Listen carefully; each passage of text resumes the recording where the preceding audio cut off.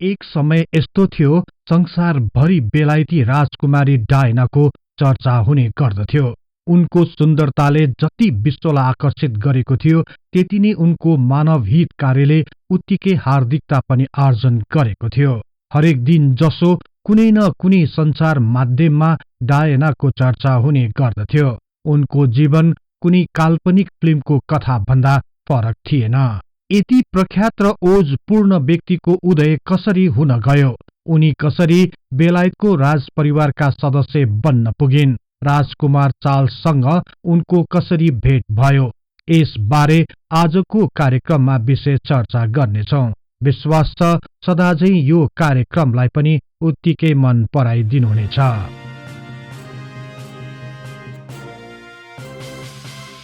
सन् 1961 साल जुलाई 1 तारिकको दिन बेलायतको सेन्ड्रिङ्गम पार्क हाउसमा पिता जोन स्पेन्सर र आमा फ्रान्सिस रुथको परिवारमा चौथो सन्तानको रूपमा डायना फ्रान्सिस स्पेन्सरको जन्म भएको थियो।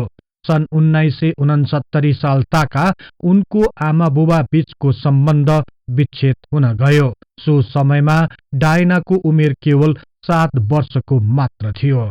सुरुवात ताका डायना आफ्नी आमाकोमा बस्दै रहेको भए तापनि पछि उनी उनको पिताको घरमा बस्न थालिन्। डायनाको प्राथमिक शिक्षा स्थानीय निजी स्कुलमा भएको थियो। उनको पढाइमा खासै लगाव थिएन, तर उनमा नृत्य, संगीत र स्विमिङमा भने विशेष रुचि रहेको थियो। यसपछि उनले लन्डन स्थित एक अमेरिकन परिवारमा उनीहरूको बच्चा हेर्ने काम गरिन्। त्यसपछि उनले एक स्कुलमा सहायक शिक्षकको रूपमा काम सुरु गर्न थालिन्। यसै समय ताका बेलायतकी महारानी एलिजाबेथका छोरा अर्थात् प्रिन्स अफ वेल्स चार्ल्ससँग डायनाका दिदी साराको प्रेम चलिरहेको थियो। यस्तै क्रममा सन् 1977 साल नोभेम्बर महिनामा डायनाको भेट प्रिन्स चार्ल्ससँग भयो। यो भेटको क्रम बिस्तारै बढ्दै गयो। सन् 1980 सालको ग्रीष्मकालीन छुट्टीको दिन सारासँगै डायना पनि प्रिन्स चार्ल्सलाई भेट गर्न गए। सो समयमा राजकुमार चार्ल्सले पोलो खेलिरहेका थिए। यही खेल मार्फत डायनाको रुचि चार्ल्सतर्फ बढ्दै गयो। यसपछि पोलो खेलको न्यूमा उनीहरू बीचको भेट बिस्तारै बाक्लो हुँदै गयो।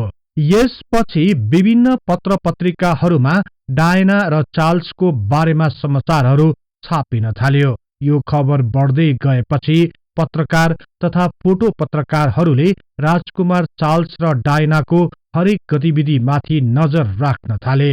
यसपछि भने उनीहरूको भेट निकै गोप्य हुँदै गयो। डायना अब निर्धक्कसँग काम गर्न सकिरहेकी थिइनन्। उनले पनि आफ्नो निजी जीवनलाई निकै सतर्कताका साथ अघि बढाइन्।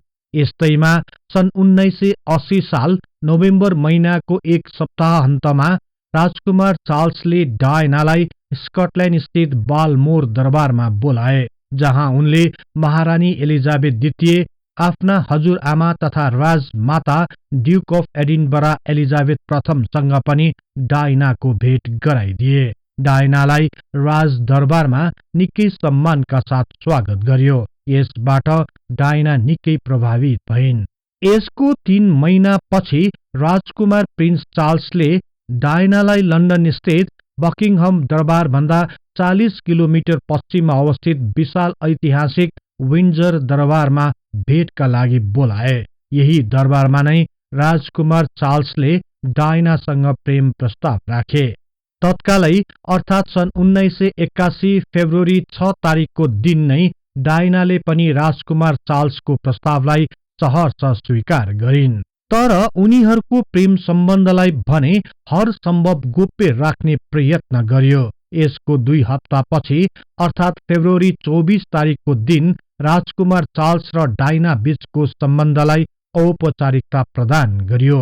यही दिन 20 वर्षीय डायना र 32 वर्षीय राजकुमार चार्ल्स बीच सगाई भयो। यसपछि भने डायनाले आफ्नो सबै कामहरू छोडिदिइन् र उनलाई क्लेरेन्स भवनमा बस्ने व्यवस्था मिलाइयो। यस भवनमा महारानी एलिजाबेथकी आमा राजमाता एलिजाबेथ प्रथम बस्ने गर्दथिन्।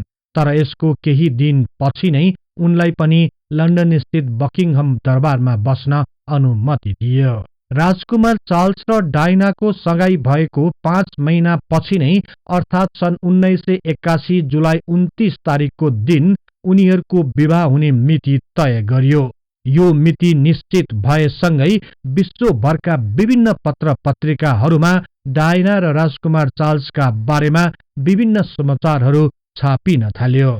वैवाहिक समारोहलाई भव्य बनाउन बेलायतको दरबारले आफ्नो तयारीमा कुनै कमी हुन दिएन। यसको लागि लन्डन स्थित विशाल चर्च सेन्ट पल्स क्याथेड्रल अर्थात् सेन्ट पल्स गिर्जाघरलाई भव्य तरिकाले सजाइयो। विवाहमा आमन्त्रण गरिएका विभिन्न राष्ट्रिय तथा अन्तर्राष्ट्रिय पाहुनाहरूको लागि विशेष व्यवस्था गरियो। यसका साथै विश्वभरका आम मानिसहरूको लागि पनि टेलिभिजन मार्फत प्रत्यक्ष प्रसारणको व्यवस्थालाई अघि बढाइयो। बेलायतका विभिन्न स्थानहरूमा ठूल्ठूला स्क्रिनहरू लगाइयो। हजारौं आम जनताहरू राजकुमार र डायना बीचको वैवाहिक समारोह हेर्न आतुर हुन थाले। भव्य वैवाहिक समारोहको लागि पूरै बेलायत र विश्वभरिका आम मानिसहरू पनि निकै कौतूहलताका साथ पर्खाइमा बस्न थाले। यसपछि बहुप्रतीक्षित दिन र सो पल आउन कति पनि समय लागेन। डायनालाई बेहुलीको रूपमा तयार पार्न क्लेरेन्स दरबार लगियो। करिब 9000 पाउन्ड पर्ने गाउनको साथ विभिन्न बहुमूल्य गहनाका साथ डायनालाई सजाइयो। सो विशेष गाउनमा 10,000 मोतीहरू जडिएको थियो। यसपछि उनी सेन्ट पल्स गिर्जाघरतर्फ अघि बढे। डायनालाई उनका पिता जोन स्पेन्सरले साथ दिइरहेका थिए। तत्कालीन समयमा आइरिस विद्रोहीहरूले सो समारोहलाई बिथोल्ने धम्की दिएको थियो। यही भएर 4000 प्रहरी तथा 2000 विशेष सैनिकहरूलाई विभिन्न स्थानहरूमा सुरक्षाको लागि तैनात गरियो। 4.5 किलोमिटर लामो रहेको सो सडकको वरिपरि करिब 10 लाख मानिसहरू भेला भएका थिए। बाटोमा कडा सुरक्षा व्यवस्था गरिएको थियो। बाटोको वरिपरि बसेका लाखौं जनताहरूले उनीहरूलाई स्वागत र शुभकामना स्वरूप हात हल्लाइरहे। उनीहरू करिब आधा घण्टा पछि अर्थात् ब्रिटिस समर टाइम अनुसार बिहानको 11:20 सेन्ट पल्स गिर्जाघर पुगे। यो भन्दा पहिले नै महाराज एलिजाबेथ द्वितीय, राजमाता एलिजाबेथ प्रथम, राजकुमार चार्ल्स तथा राजपरिवारका अन्य सदस्यहरू सेन्ट पल्स गिर्जाघरमा पुगिसकेका थिए। गिर्जाघरको प्राङ्गणमा उनीहरूलाई सैनिक ब्यान्डको साथ भव्य स्वागत गरियो। लाखौं पर्चा, तस्बिर र शुभकामना सन्देशहरूद्वारा पूरै स्थान रंगीन बन्न गएको थियो। सो गिर्जाघरमा पुगेपछि सो वैवाहिक समारोहलाई क्यान्टबरीका आर्क बिशपले अघि बढाए। सो शुभ विवाह समारोहमा बेलायतकी महारानी एलिजाबेथ द्वितीय, राजमाता एलिजाबेथ प्रथम, प्रिन्स एन्ड्रयू, प्रिन्स एडवर्ड तथा राजपरिवारका अन्य सदस्यहरूको पनि उपस्थिति रहेको थियो। यस्तै सो समारोहमा करिब 3500 सरकारी पाहुनाहरूको उपस्थिति थियो। पाहुनाहरूमा विदेशी राजपरिवारका सदस्यहरू, भूतपूर्व राज प्रमुखहरू, 14 जना राष्ट्रमण्डलका प्रमुखहरू, 12 जना गभर्नर जनरल तथा अन्य विशिष्ट व्यक्तिहरू सामेल थिए। वैवाहिक समारोहको मुख्य पलमा राजकुमार चार्ल्सले 14 वटा हीरा जडित नीलम रत्नको औँठी डायनालाई पहिराइदिए। सो औँठी सो समयमा ज्यादै चर्चित हुन गयो। यसरी सो वैवाहिक समारोह भव्य र विशाल तरिकाले सम्पन्न गरियो। औपचारिक विवाह सम्पन्न भएपछि वैवाहिक जोडी सहित अन्यहरू बकिङहम दरबारतिर लागे र उनीहरू 1:10 बकिङहम दरबार पुगे।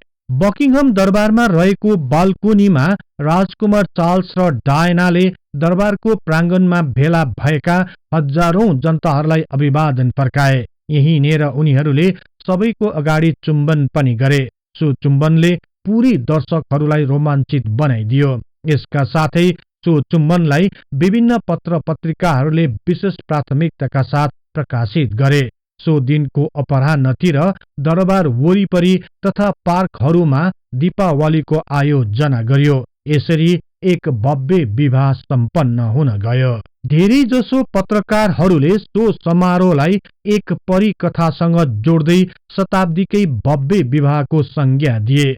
उक्त वैवाहिक समारोहको लागि तत्कालीन समयको करिब $45 मिलियन खर्च गरिएको थियो। त्यसैले पनि सो विवाहलाई शताब्दीकै महँगो विवाहको रूपमा पनि लियो। यसका साथै विश्वका हरेक पत्रिकामा डायना र राजकुमारको विवाहलाई प्रमुख प्राथमिकताका साथ प्रकाशित गर्यो। टेलिभिजनले पनि आफ्नो मुख्य समय उनीहरूको वैवाहिक समारोहमा खर्चिए। तत्कालीन समयमा विश्वभरिका करिब 75 करोड मानिसहरूले सो वैवाहिक समारोहलाई हेरेका थिए भनी केही पत्रिकाहरूले उल्लेख गरेका थिए। विवाह भएको अर्को दिन पनि विश्वभरिका विभिन्न पत्र पत्रिकाहरूको आवरण पृष्ठ तथा मुख्य पृष्ठहरू राजकुमार चार्ल्स र डायनाको विवाहको तस्बिर र समाचारले भरिपूर्ण हुन गयो। त्यस ताका नेपालमा गोर्खा पत्र दैनिकको नै हाली मुहाली रहेको थियो। कान्तिपुर दैनिकको स्थापना नै भएको थिएन। सरकारी पत्रिका गोर्खा पत्रले पनि विवाह भएको अर्को दिन अर्थात जुलाई 30 तारिक तदनुसार विक्रम सम्वत 2038 साल साउन 15 गते बिहिबारको अङ्कको मुख्य पृष्ठमा डायना र राजकुमार चार्ल्सको विवाहको बारेमा एक समाचार प्रकाशित गर्यो। यही अङ्कको दोस्रो स्तम्भको शीर्ष स्थानमा एक सानो तस्बिर सहित शुभकामना पनि प्रकाशित गर्यो। गोर्खा पत्रले सो समयमा राजकुमार चार्ल्स र डायनाको वैवाहिक सम्बन्धलाई लिएर यसरी शुभकामना व्यक्त गरेको थियो।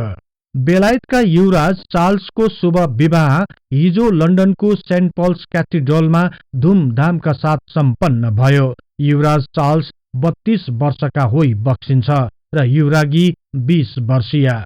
युवराज चार्ल्सले विश्वकै भ्रमण गरी बक्सेको छ, तर जीवन सङ्गिनी चाहिँ स्वदेशमै भेटी बक्स्यो। आफूलाई सर्वसाधारण भन्दा भिन्न नठान्ने युवराज चार्ल्सका प्रशंसक सर्वत्र छन्।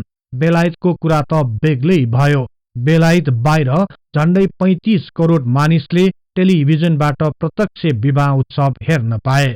नव दम्पतिको जीवन सुखी र समृद्ध होस्, हाम्रो शुभकामना। यसरी डायना स्पेन्सर बेलायतको राज परिवारको एक अहम सदस्य बन्न पुगिन् र यसपछि बेलायती राज परिवारको तेस्रो शक्तिशाली महिलाको रूपमा स्थापित भइन्।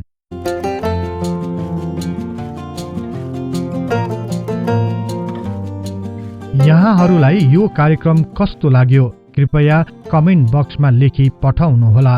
यस्तै तथ्य इतिहासको लागि हिस्ट्री इन नेपाली च्यानललाई सदैव सम्झनुहोस्। इतिहासको कुनै पनि कालखण्ड बारे तपाईलाई सुन्न र बुझ्न चाहना राख्नु भएको छ भने तल रहेको कमेन्ट बक्समा उल्लेख गर्नुहोस्। हामी सो बारे प्राथमिकताका साथ कार्यक्रम बनाउने नै छौं।